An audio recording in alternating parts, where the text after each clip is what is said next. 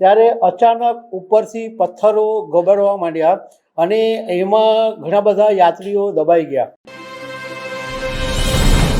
ગુજરાતના પંચમહાલ જિલ્લામાં આવેલા હાલોલ નજીક પ્રસિદ્ધ યાત્રાધામ અને 51 શક્તિપીઠોમાંના એક પાવાગઢમાં આજે વહેલી સવારે એક મોટી અને દુઃખદ દુર્ઘટના બની છે અને આ ઘટનાની અંદર 2 લોકોના મોત થયા છે.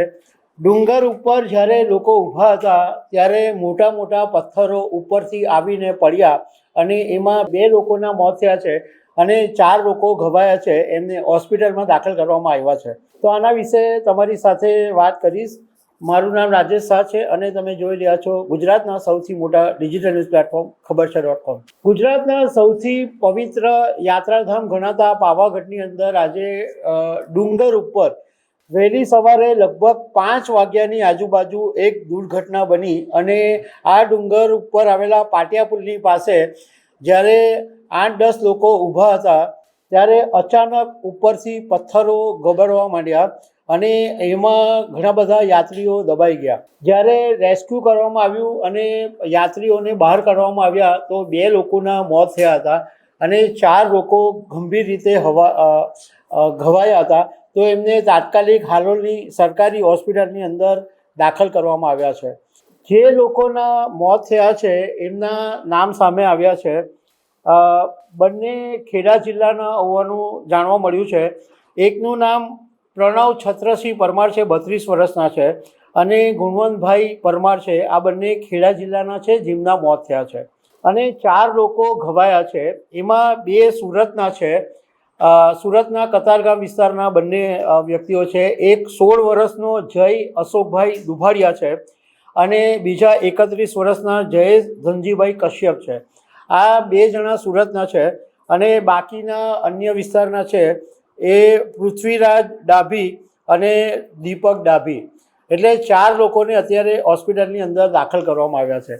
હવે આ ઘટના બની એના જે પ્રારંભિક વાત જાણવા મળી કે વરસાદને કારણે માટી ધસી પડી અને એને કારણે પથ્થરો છૂટા પડી ગયા અને પથ્થરો પછી નીચે ખાબક્યા. ત્યાંની જે રોપવેની જે સ્થાનિક ટીમ છે એમણે રેસ્ક્યુ કરીને કામગીરી શરૂ કરી દીધી છે અને તમે જો તસવીરોમાં જોશો તો ખબર પડશે કે કેટલા મોટી જે શિલા કહેવાય એ પથ્થરો બધા ઉપરથી પડ્યા છે.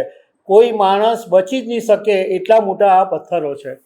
હવે આ તો પ્રારંભિક વાત જાણવા મળી, પરંતુ જાણકારોની પાસેથી એવી વિગત જાણવા મળી છે કે આ પથ્થરો અને માટી ખસી કેવી રીતના.